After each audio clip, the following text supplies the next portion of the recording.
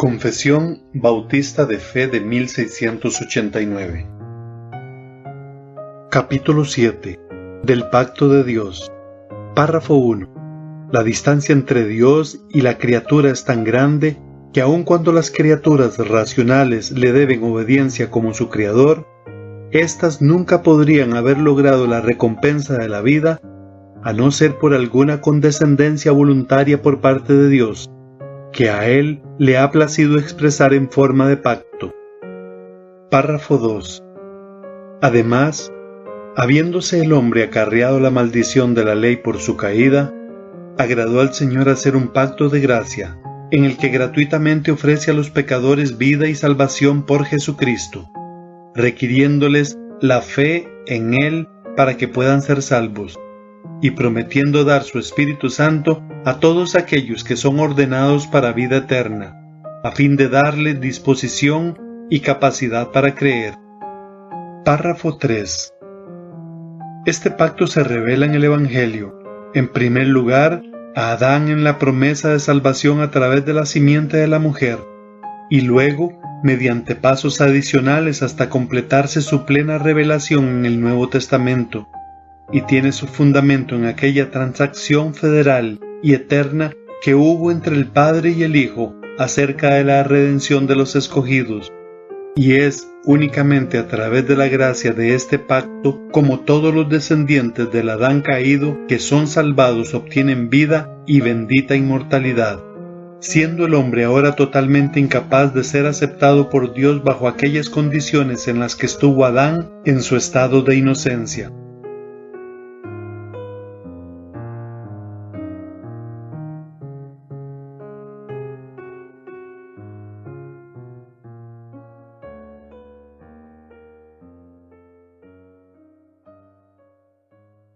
Les pido que me acompañen en sus Biblias a Jeremías 31, versículo 31. Dice así el texto: He aquí vienen días, dice Jehová, en los cuales haré nuevo pacto con la casa de Israel y con la casa de Judá, no como el pacto que hice con sus padres el día que tomé su mano para sacarlos de la tierra de Egipto, porque ellos invalidaron mi pacto, aunque fui yo un marido para ellos, dice Jehová. Pero este es el pacto que haré con la casa de Israel después de aquellos días, dice Jehová. Daré mi ley en su mente y la escribiré en su corazón, y yo seré a ellos por Dios y ellos me serán por pueblo. Y no enseñará más ninguno a su prójimo, ni ninguno a su hermano, diciendo, conoce a Jehová, porque todos me conocerán, desde el más pequeño de ellos hasta el más grande, dice Jehová, porque perdonaré la maldad de ellos y no me acordaré más de su pecado. Hebreos, pido que abran sus Biblias en la epístola a los Hebreos, capítulo 8, versículo 6. Hebreos, capítulo 8, versículo 6. Pero ahora, tanto mejor ministerio es el suyo, hablando del ministerio de Cristo, cuanto es mediador de un mejor pacto, establecido sobre mejores promesas. Porque si aquel primero hubiera sido sin defecto, ciertamente no se hubiera procurado lugar para el segundo. Porque reprendiéndolos dice, he aquí vienen días, dice el Señor, en que estableceré con la casa de Israel y con la casa de Judá un nuevo pacto, no como el pacto que hice con sus padres el día que los tomé de la mano para sacarlos de la tierra de Egipto. Porque ellos no permanecieron en mi pacto y yo me desentendí de ellos, dice el Señor. Por lo cual, este es el pacto que haré con la casa de Israel después de aquellos días, dice el Señor. Pondré mis leyes en la mente de ellos y sobre su corazón las escribiré y seré a ellos por Dios y ellos me serán a mí por pueblo. Y ninguno enseñará a su prójimo, ni ninguno a su hermano diciendo, conoce al Señor, porque todos me conocerán, desde el menor hasta el mayor de ellos. Porque seré propicio a sus injusticias y nunca más me acordaré de sus pecados y de sus iniquidades. Al decir nuevo pacto, ha dado por viejo al primero. Y lo que se da por viejo y se envejece está próximo a desaparecer. Hermanos, el día de hoy continuamos con el capítulo número 7 de nuestra Confesión de Londres de 1689. Les repito que lo que estamos haciendo es un estudio sistemático de nuestra doctrina. Simplemente estamos usando esta confesión como una guía para resumir lo que creemos que la Biblia enseña. Y al día de hoy, en el capítulo número 7, continuamos viendo del pacto de Dios. Y antes de introducirnos al capítulo en sí mismo, quiero que veamos cuán íntima relación tiene con nuestro último capítulo. El último capítulo fue de la caída del hombre, el pecado original, la depravación total del hombre, la incapacidad total del hombre. Se nos puso delante de nuestros ojos en el capítulo número 6 que Dios creó al hombre bueno, pero que este hombre decidió rebelarse contra él y que esto trajo tanto culpa como corrupción. Y que ahora todos los descendientes de Adán participan de la culpa y de la corrupción. Y que por tanto, por nuestras propias fuerzas y por nuestras propias obras, el hombre no se justifica para con Dios. El hombre no puede alcanzar bendición de Dios. Y hermanos, si acabamos en el capítulo 6 y la revelación de la Escritura termina en ese capítulo, no hay esperanza. Pero el capítulo 7 introduce esa esperanza. El capítulo 8, que en los próximos domingos se estará estudiando, describe, explica, expone cuál es la substancia de esta esperanza. Cristo, el mediador. Pero el día de hoy nos introducimos a la esperanza, el pacto de Dios. Este capítulo es uno de los capítulos más fundamentales dentro del sistema teológico reformado. Esta es la base teológica para muchas de nuestras diferencias con algunos grupos llamados quizá dispensacionalistas y con otro grupo llamado presbiterianos. Hermanos, he dicho que nuestra confesión de fe, queriendo guardar lo más posible la unidad con los hermanos presbiterianos, busca adaptarse lo más posible a lo que ellos postularon. Nuestros hermanos puritanos deseaban mantener la mayor unidad posible por la causa de la herejía y de las diferencias y de las malinterpretaciones que existían en ese tiempo. Es por eso, hermanos, que podemos avanzar al lado de la confesión de Westminster y decir, aquí tenemos parentesco, pero ustedes no pueden leer la confesión de Londres de 1689 junto con la de Westminster y no darse cuenta que hay importantes diferencias. Y me atrevería a decir esto: gran porcentaje de esas diferencias se deben a la articulación de una doctrina en el capítulo 7. Si tú lees su doctrina del bautizo, su doctrina de la administración de la iglesia y aún la forma de gobierno de la iglesia, su fundamento teológico para esa gran diferencia se encuentra en este capítulo. Así que si alguien quisiera debatir con un presbiteriano por qué es errado bautizar niños, no puede ir solamente al Nuevo Testamento. Claro, puede ir al Nuevo Testamento, pero tendría que ir hasta el pacto abrahámico para buscar explicar dónde está su error fatal. Sin embargo, antes de hablar de nuestra gran diferencia, es importante ver que este capítulo tiene gran unidad en cierta manera con el capítulo de Westminster. El capítulo de Westminster consta de 6 párrafos. Con 4 de ellos, creo, no tenemos un desacuerdo significativo o sustancial. De hecho, su párrafo 1 es idéntico a nuestro párrafo. Su párrafo 2, aunque no se menciona en nuestra confesión, ellos explican en el párrafo 2 lo que ya vimos nosotros, capítulo 6, que Dios hizo un pacto de obras con Adán. El párrafo 3 es idéntico a nuestro párrafo 2. El párrafo 4 de Westminster simplemente articula que debemos hacer una clara diferencia, que no todo lo que se dice en el Antiguo Testamento se refiere al Antiguo Pacto.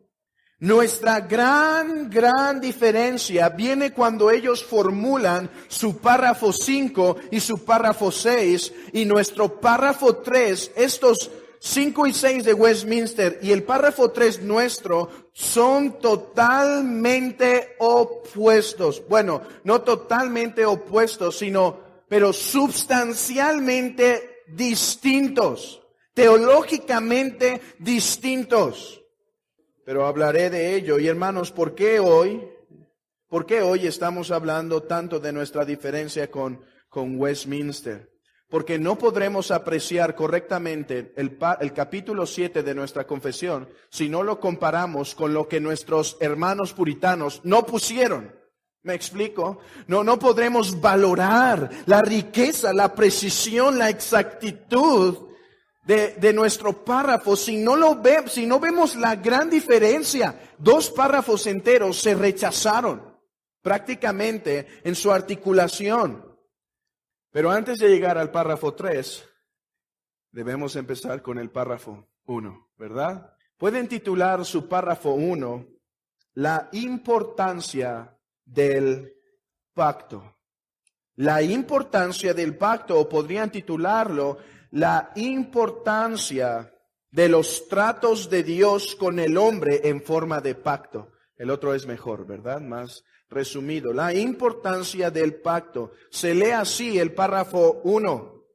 La distancia entre Dios y la criatura es tan grande que aun cuando las criaturas racionales le deben obediencia como a su creador, sin embargo, estas nunca podrían haber logrado la recompensa de vida a no ser por alguna condescendencia voluntaria por parte de Dios que Él le ha placido expresar en forma de pacto. El primer párrafo, hermanos, parece poner la piedra angular en cuanto a los tratos que Dios ha decidido tener con el hombre. ¿Y cuál es la piedra angular que se establece en el párrafo 1? Que Dios, al relacionarse con el hombre, lo ha hecho a través de un pacto. Pero aquí está las palabras importantes. La distancia entre Dios y la criatura. Es verdad, Dios se ha relacionado con el hombre por medio de pactos. Pero no hay algo intrínseco, no hay algo natural, no hay algo en el hombre que por el simple hecho de ser hombre obligue a Dios a relacionarse con Él a través de un pacto. Lo que el párrafo 1 está enseñando es que aunque en el estado de inocencia en el que Adán se encontraba, de justicia y santidad, aún en ese momento debemos entender que cuando el Creador se decide relacionar con Adán, la criatura, siempre era una demostración de la codescendencia de Dios. ¿Por qué? No por el pecado. A veces pensamos que Dios hizo un pacto con el hombre a causa del pecado y que el sistema de pactos que Dios hace con el hombre es por causa del pecado, pero no es así, hermanos. No es así. El pacto existe aunque el pecado no existiera. Acompáñenme a Lucas, que es uno de los textos que usa la confesión para argumentar a favor de esto que acabamos de decir. Lucas 17:5. Vamos a leer nada más el versículo 10. Así también vosotros, cuando hayáis hecho todo lo que os ha sido ordenado, decid, siervos inútiles somos, porque lo que debíamos hacer hicimos. Si Adán obedecía la ley moral escrita en su corazón, Adán no podía reclamar a Dios por el simple hecho de haber obedecido, porque Adán era criatura de Dios y Adán debía obediencia a Dios. Y esa obediencia no era meritoria naturalmente. Dios decide prometer a Adán una recompensa de vida a Adán si obedeces estos mandamientos que están escritos en tu corazón, más este mandamiento que yo te doy, te prometo vida eterna. Pero hay algo que la confesión insiste. Ese acto fue la codescendencia de Dios. Entonces, ¿qué es un pacto?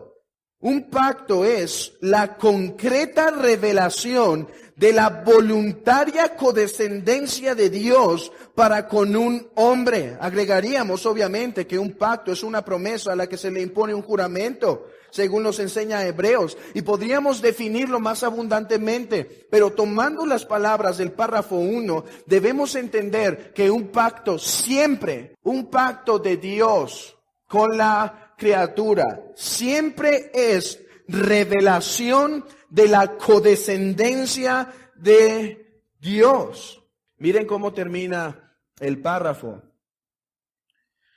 Después de decir que aunque Adán hubiera obedecido a su Creador, sin embargo, éstas nunca podrían haber logrado la recompensa de vida, a no ser de alguna codescendencia voluntaria de parte de Dios, que a Él le ha placido expresar en forma de pacto. Entonces, cuando hablamos de los pactos de Dios, cualquier pacto que estemos meditando, siempre debemos meditar que el simple hecho de un pacto da evidencia de nuestra condición.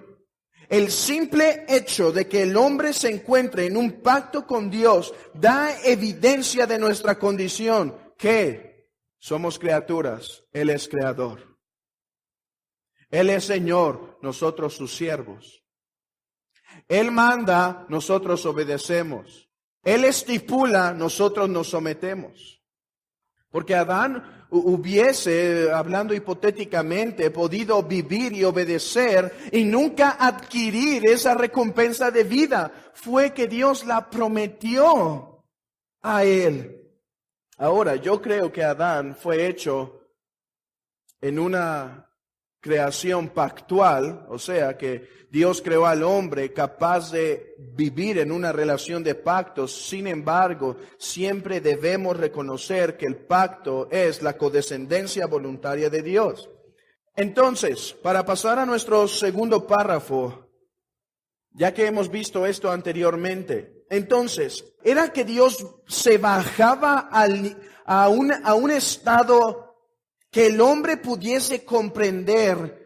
Era en el pacto adánico, cuando Adán se encontraba sin pecado, buena voluntad y codescendencia de Dios, que Dios entrara en Adán con pacto, en pacto. Sí. Entonces veamos la relación con el segundo párrafo.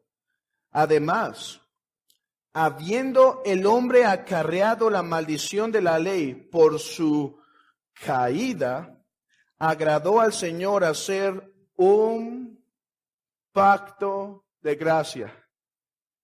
En cierta manera, Todos los pactos es la misericordia de Dios, porque la criatura no puede reclamar a Dios. Pero hay un pacto particular que es el pacto de gracia.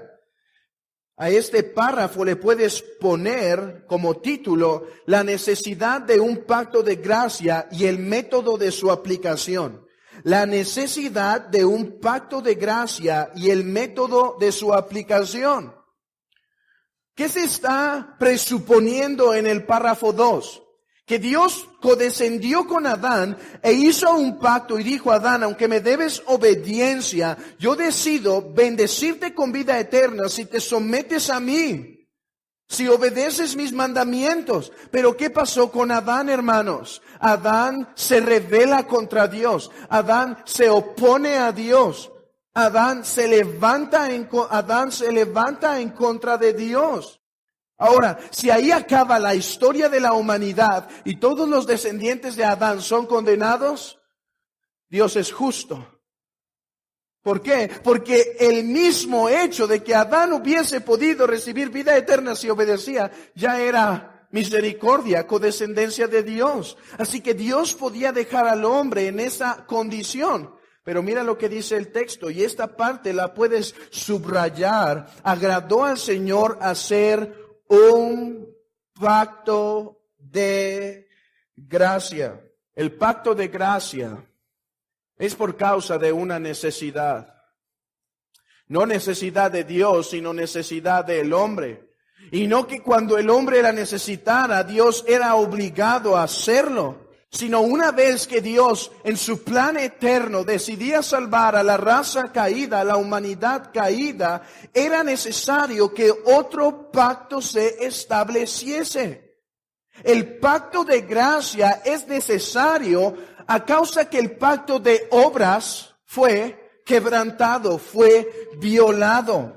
Y quiero que veamos una característica de este pacto de gracia. No podemos definirlo totalmente aquí, pero mira lo que dice del pacto de gracia. Hay algo característico de este pacto de gracia. Dice, en el que gratuitamente ofrece a los pecadores vida y salvación. Hermanos, algo característico, algo especial del pacto de gracia es que éste ofrece vida y salvación gratuitamente. ¿Qué decía Dios a Adán en el pacto de obras? Haz esto y vivirás. Haz esto y vivirás. Obedece y vivirás. ¿Qué dice el pacto de gracia? Por causa que yo he hecho esto, vive gratuitamente. Te es ofrecida la vida. A Adán le fue ofrecida por medio de su desempeño, por decirlo en una manera, pero el pacto de gracia ofrece vida gratuitamente. Gratuitamente. Entonces debemos formular dos conceptos en nuestra mente cuando estamos estudiando las Escrituras, hermanos. Que en la Biblia se revela un pacto de obras, donde ese pacto de obras que demanda, haz esto y vivirás. Y por otro lado se revela un pacto de gracia que dice, vive gratuitamente, gratuitamente. Ahora, después de aclarar esto, se nos menciona cómo se aplica este pacto, esta gracia, en el que gratuitamente ofrece a los pecadores vida y salvación por Jesucristo, requiriéndoles la fe en el que puedan ser salvos. Ahí debemos parar. Estoy diciendo que el pacto de gracia es uno que se ofrece gratuitamente, uno en donde se ofrece vida, salvación gratuitamente. Y en primer lugar, nuestros antepasados bautistas reformados, puritanos reformados, declararon que el ofrecimiento del pacto de gracia es universal, ¿cierto? El ofrecimiento del pacto de gracia es universal. Pero dices que es gratuitamente, pero mira cómo dice, requiriéndoles la fe en Él para que puedan ser salvos. Entonces sí hay un requerimiento. Entonces no es gratuito porque algo se requiere.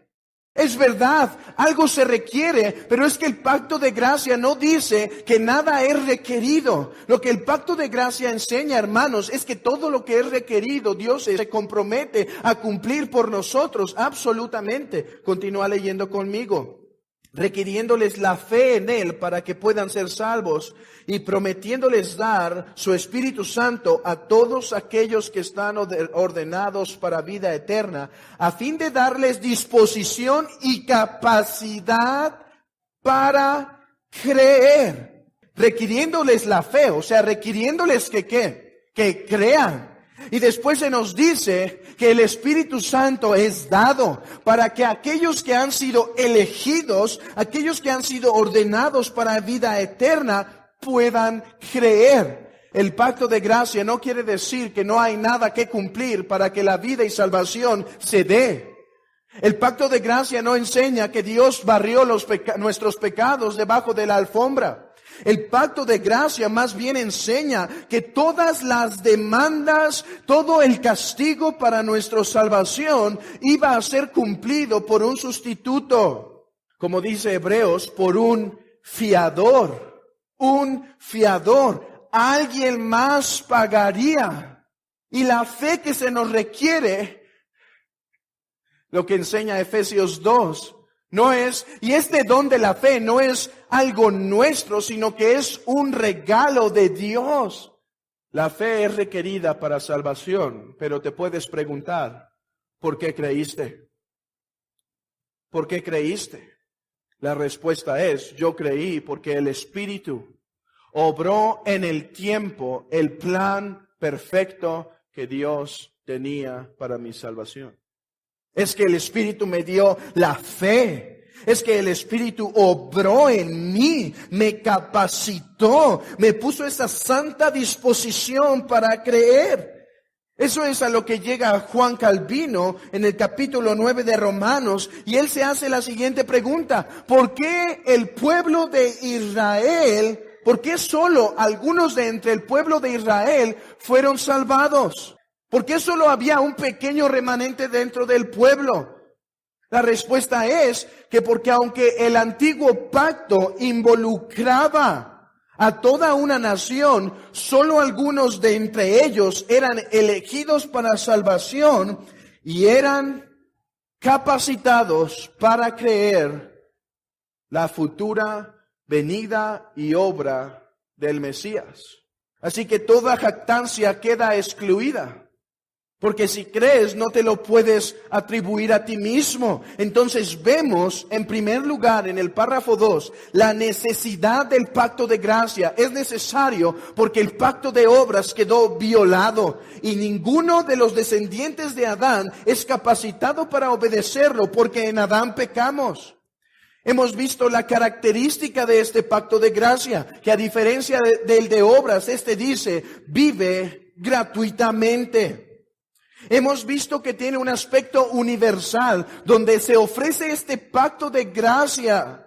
Es ofrecido a todos, pero tiene una aplicación solo para los que son ordenados para vida eterna.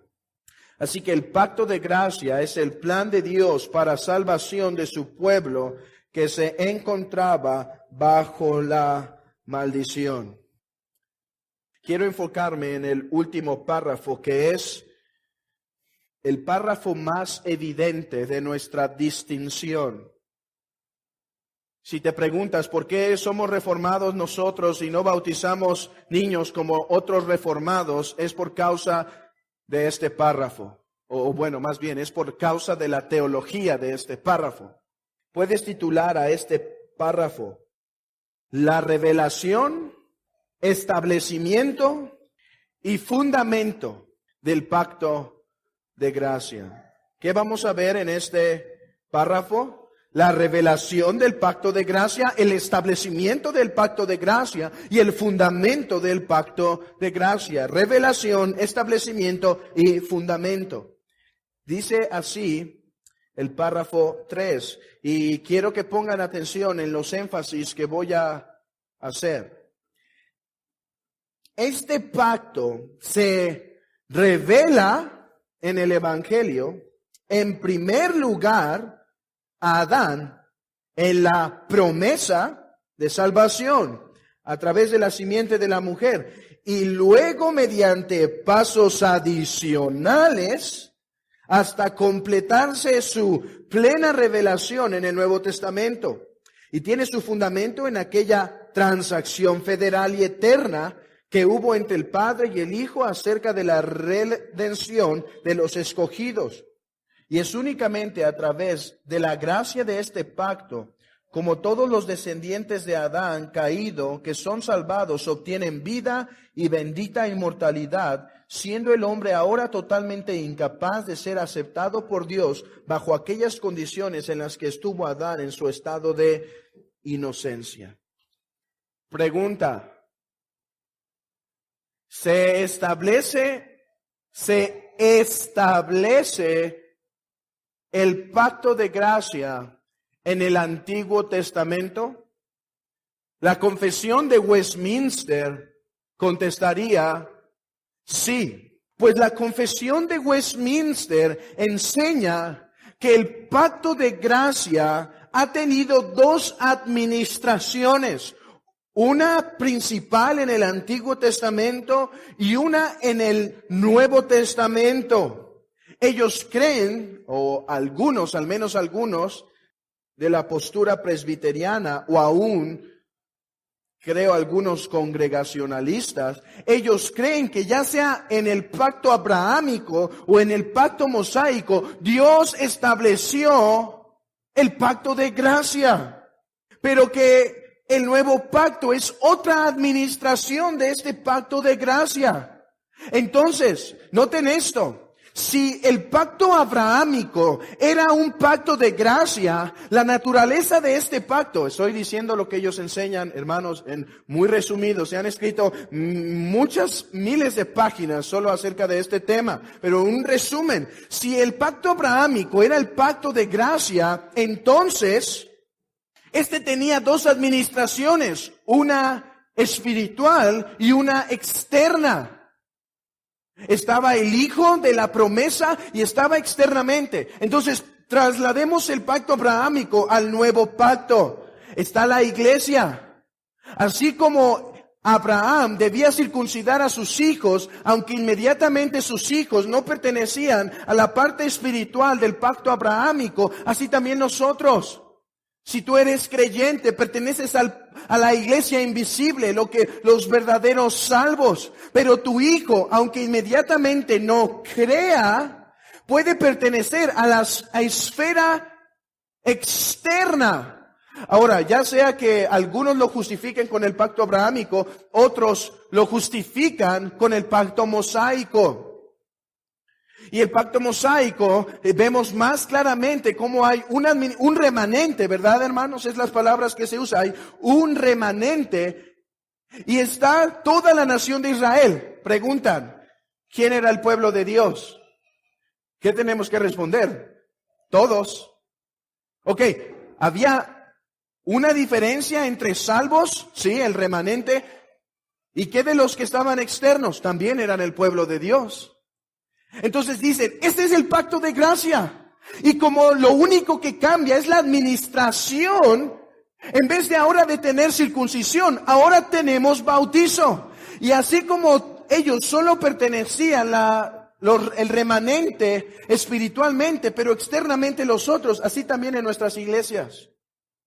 Ahora, yo personalmente aprecio, y si vas a mi pequeña librería, verás que verdaderamente aprecio la doctrina presbiteriana, verdaderamente estimo toda la labor, han sido genios teológicos los hermanos presbiterianos, pero como dijo Lutero, mi conciencia está cautivada a las Escrituras y aquí veo, y espero que veas tú también esta tarde, que han cometido un evidente error, un evidente error.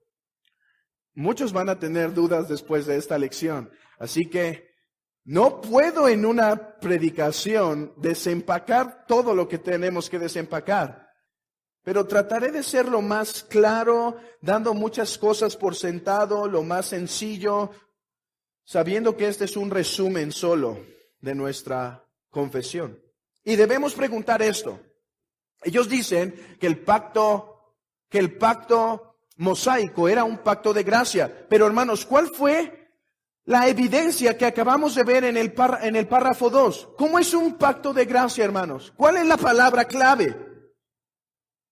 Gratuitamente. ¿Era el pacto mosaico sus promesas gratuitas?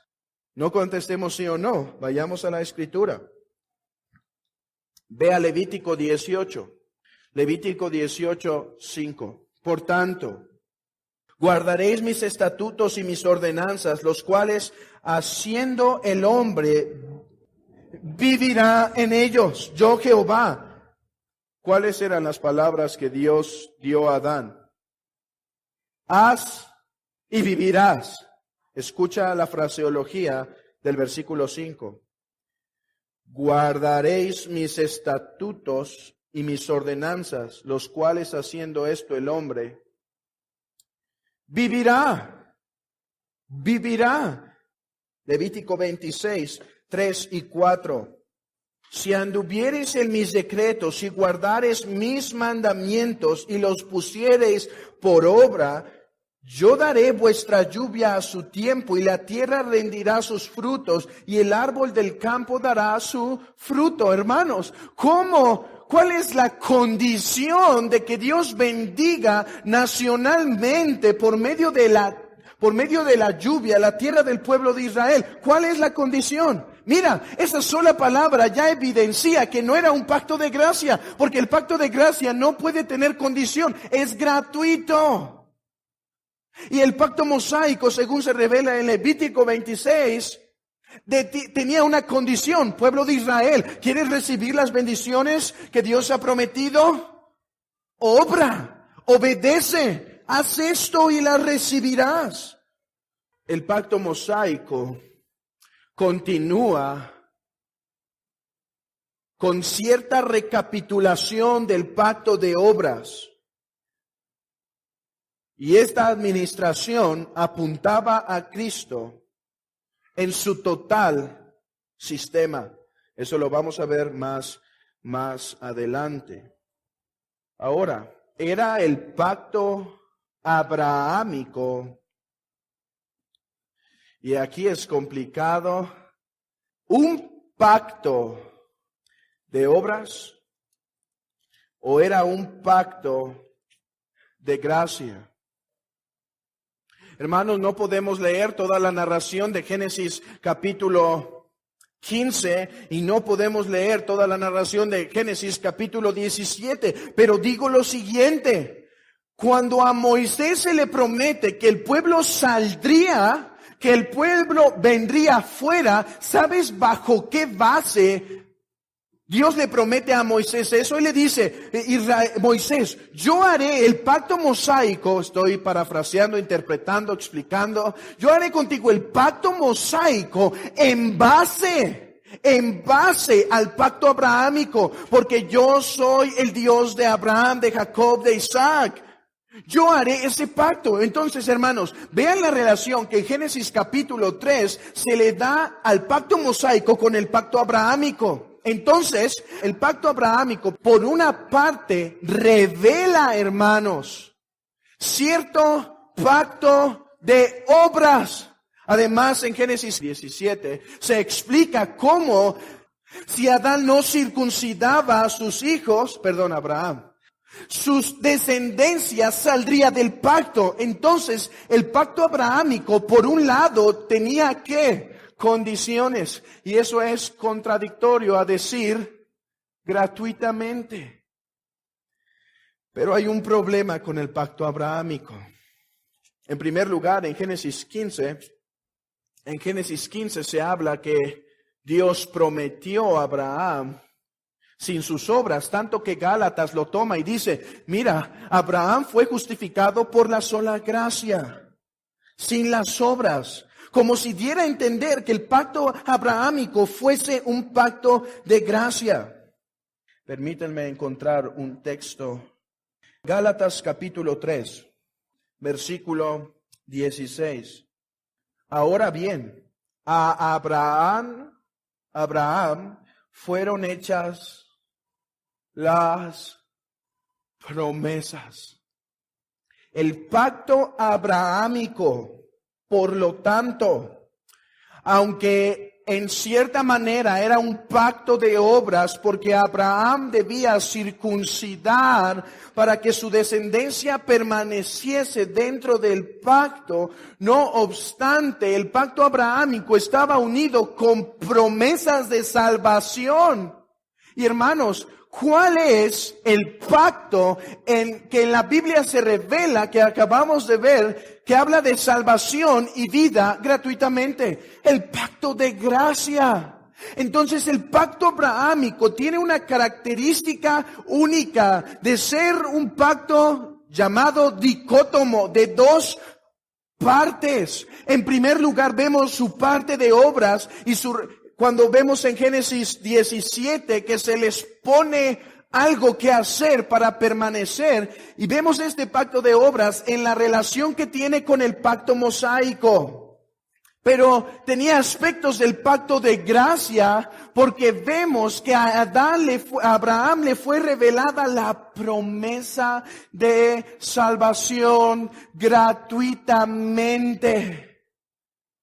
Entonces decimos que el pacto abrahámico es un pacto dicótomo que consta de pacto de obras y revelación o promesa del pacto de gracia, hermanos. Concluimos que el pacto de gracia no es establecido en el Antiguo Testamento. El pacto de gracia no es establecido en el Antiguo Testamento. Vean lo que dice la confesión. Este pacto se revela en el Evangelio.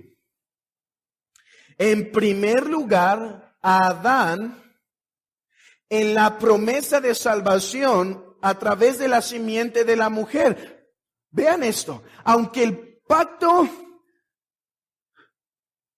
pacto de gracia no es establecido en el Antiguo Testamento, sí es revelado. ¿Dónde? En primer lugar, en Génesis 3:15.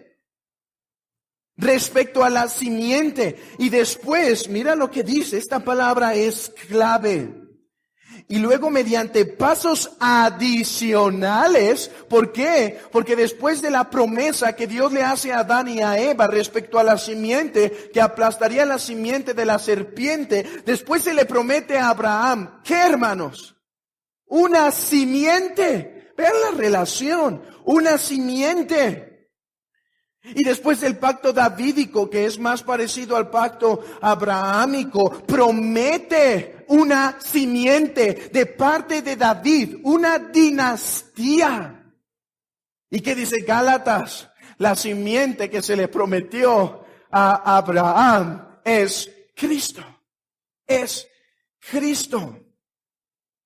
Entonces, el pacto de gracia no es establecido en el Antiguo Testamento, pero sí es revelado por medio de la promesa y por medio de pasos adicionales. ¿Hasta cuándo? Hasta completarse su plena revelación en el Nuevo Testamento. Y hermano, aquí está mi argumento, y si en nada de lo que he dicho me he podido explicar y sigue siendo muy confuso, mira, ve a Hebreos 8. Aquí está mi argumento. El pacto mosaico no es el pacto de gracia. El nuevo pacto que se revela en el Nuevo Testamento, o bueno, más bien, no se revela solo en el Nuevo Testamento, porque ya vimos que se revela en el Antiguo Testamento también. El pacto de gracia se establece, se consuma, se completa en el Nuevo Testamento. Dice, versículo 6, pero ahora tanto mejor ministerio es el suyo, cuanto es mediador de un mejor pacto. Hermanos, la salvación es a través de Cristo. ¿La salvación es solo a través de Cristo? El pacto de gracia, su mediador es Cristo. ¿Por qué es mejor este nuevo pacto? Porque Cristo es el mediador de este pacto.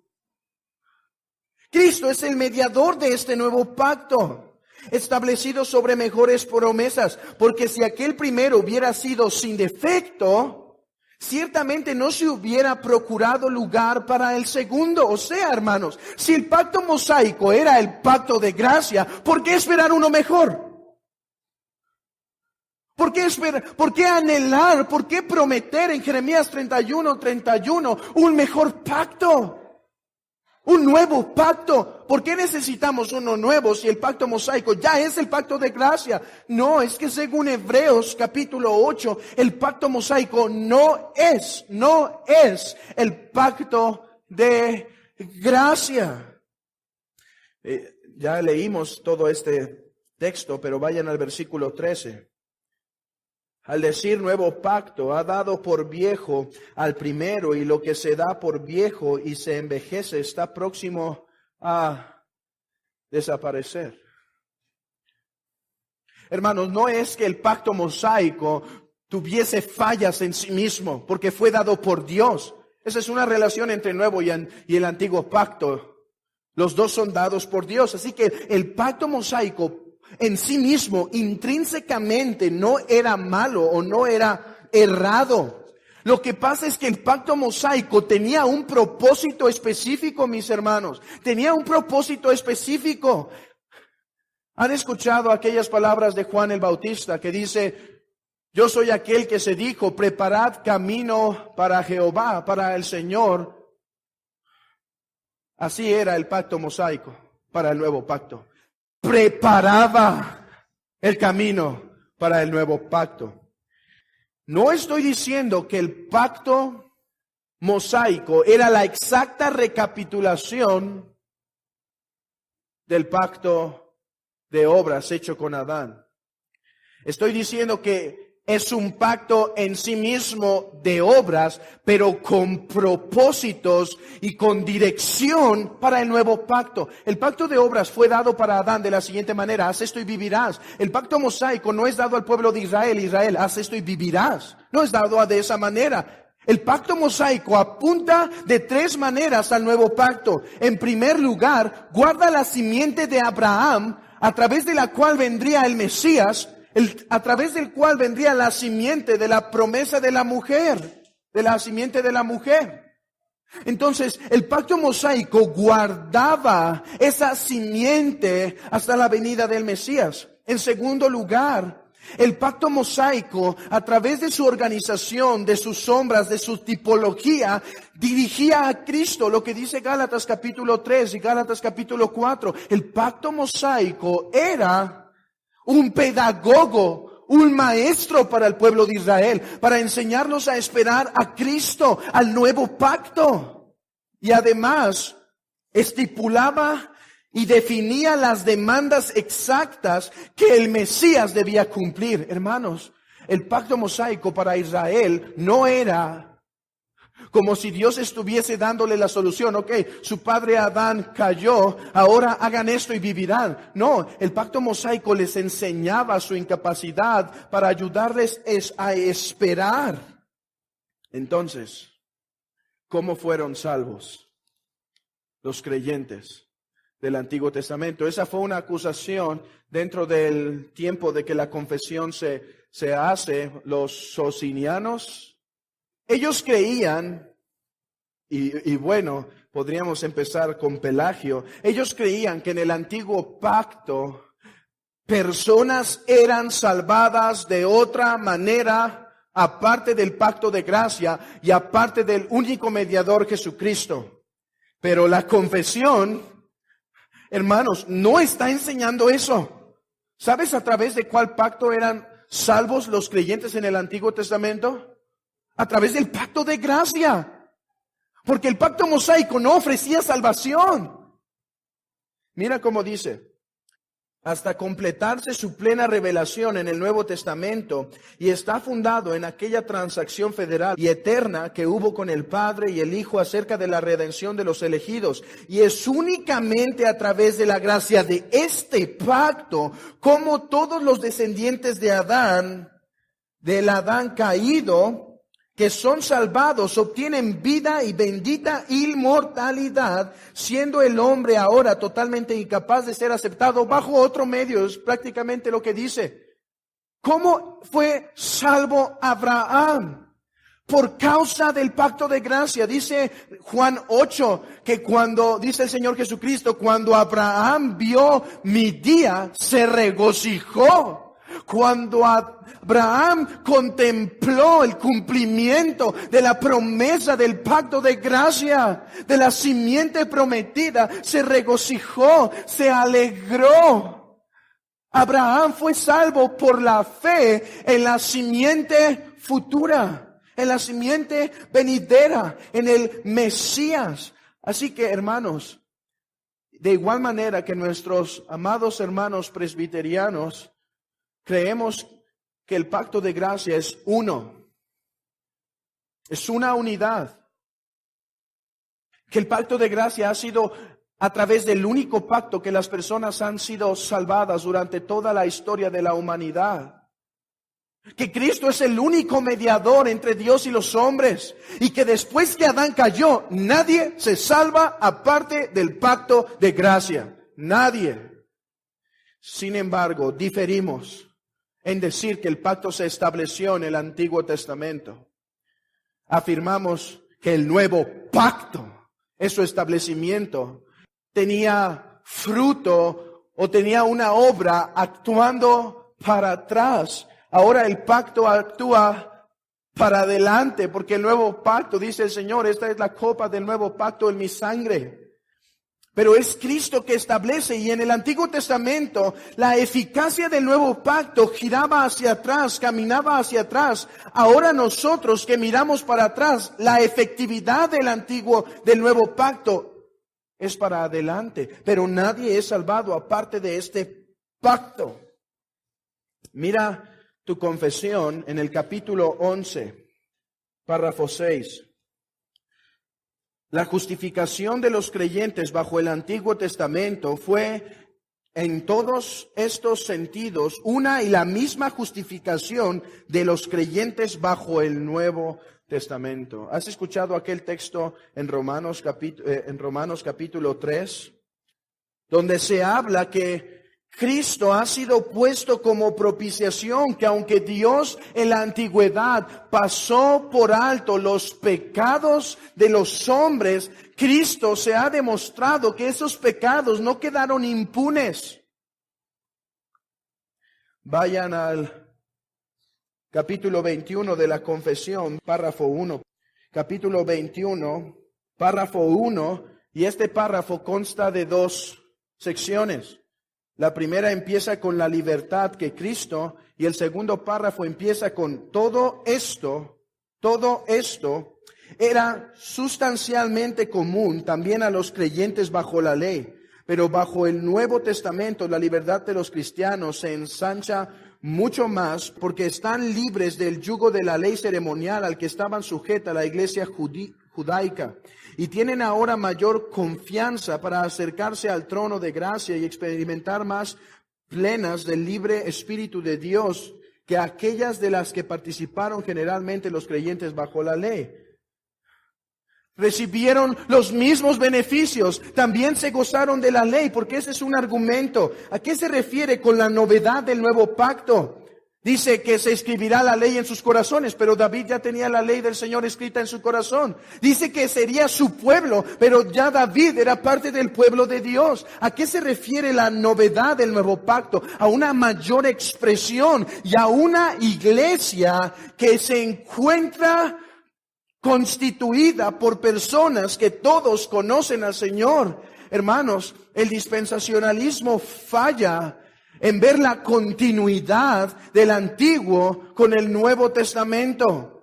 Pero los presbiterianos fallan en ver la novedad del nuevo pacto. Y el nuevo pacto es visto casi como la segunda manera del antiguo pacto. No, el nuevo pacto en verdad es nuevo. No es solo una segunda administración, es nuevo. ¿Por qué? Porque es mejor. ¿Y por qué es mejor? Porque el mediador de este pacto es Cristo. Y este pacto ha sido ratificado por el derramamiento de su sangre. Y hay un aspecto más que no quiero pasar de vista no quiero que se haga pensar que Dios está resolviendo el problema del hombre mientras la historia de la humanidad avanza. El pacto de gracia no es la respuesta de Dios a los problemas de los hombres.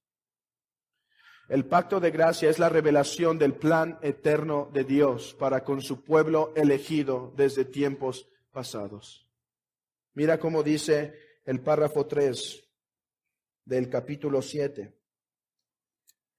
Y tiene su fundamento en aquella transacción federal y eterna que hubo entre el Padre y el Hijo acerca de la redención de los escogidos. El pacto de gracia es la revelación del plan eterno de Dios para con los hombres.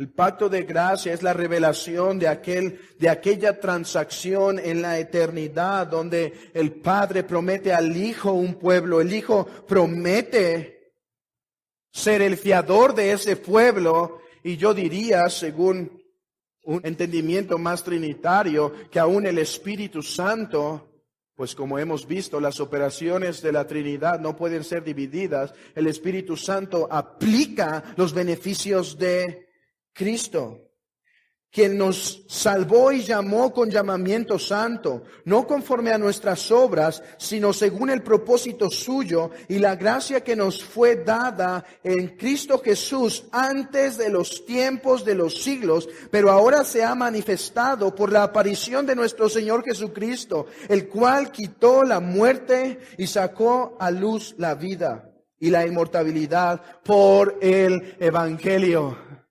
Hermanos, este pacto de gracia al que la iglesia de Cristo ha sido unida y es beneficiada, o más bien, la iglesia de Cristo es la iglesia de Cristo por ser y pertenecer al pacto de gracia. No es un plan cambiable, es el pacto eterno entre el triuno Dios, entre el inmutable trino Dios, y nuestra salvación está segura como su inmutabilidad es eterna.